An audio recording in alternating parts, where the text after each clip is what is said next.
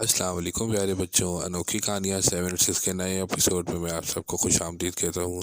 प्यारे बच्चों, टार्ज़न की वापसी की तीसरी किस्त मैंने आपको सुना दी थी। आज मैं आपको टार्ज़न की वापसी की आखिरी किस्त सुनाता हूँ। सरदार बनते ही तमाम जंगल के छोटे बड़े कबीलों को टार्ज़न ने एक बनाने का फ़ैसला किया, और जो कबीला टार्ज़न की बात सुनता मानता तो वो अपनी जगह पे खुशी और आराम के साथ रह सकता था, वरना इस कबीले को जंगल को छोड़कर जाना पड़ता था।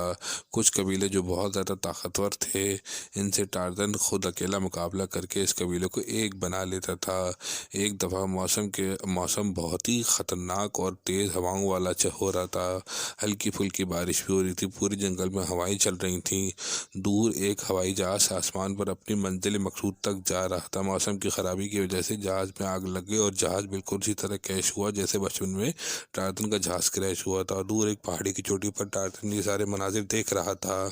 जल्दी से टार्ज़न इस जहाज़ की तरफ लपका जहाँ ये जहाज़ क्रैश हुआ था। जहाज़ में तकरीबन सारे मुसाफिर मरे हुए थे। एक लड़की जो अपनी सीट पर सीट बेल्ट लगाए डरी हुई बैठी हुई थी। टार्ज़न ने इसको देखा और तसल्ली दी और अपने साथ कबीले में ले गया। वहाँ इस लड़की का बड़ा अच्छे से ख्याल रखा जाने लगा। इधर जैसे ही सैटेलाइट से खबर हुई कि जहाज़ मुकम्मल तौर पर क्रैश हो चुका है, जहाज़ में कोई भी नहीं बचा है, तो इन लोगों ने किसी की भी तलाश करना बंद कर दी। एक दिन टार्ज़न उसके साथी एक कबीले से लड़ाई करके एक कबीले को समझा के अपने कबीले के साथ मिलाने के गर्ज से आए आए थे। तो इनके नतीजे में ये हुआ कि टार्ज़न को बहुत सारे ज़ख्म खाने पड़े। इत्तेफाक की बात थी कि ये लड़की डॉक्टर थी, इसने टार्ज़न के सारे ज़ख्म साफ़ करने लगी। ज़ख्म साफ़ करते करते टार्ज़न की पीठ पे एक बड़ा काला निशान देखा। इस निशान के बारे में टार्ज़न की असली माँ, जो इस दुनिया में नहीं है, इसने सब कुछ इसको बताया था कि टार्ज़न की पीठ पे एक काला निशान है।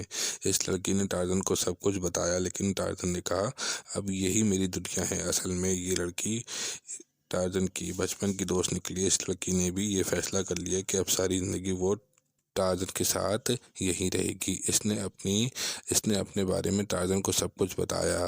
ये सुनकर टार्ज़न बहुत खुश हुआ और फिर चंद दिनों के बाद इन दोनों की शादी हो गई और वो दोनों हंसी खुशी इसी जंगल में राजा और रानी की हैसियत से रहने लगे। प्यारे बच्चों, अगर आपको मेरी ये कहानी अच्छी लगे तो कमेंट्स में राय का इज़हार कीजिए और अनोखी कहानियाँ 7 और 6 के चैनल को सब्सक्राइब और लाइक कीजिए। अस्सलाम वालेकुम।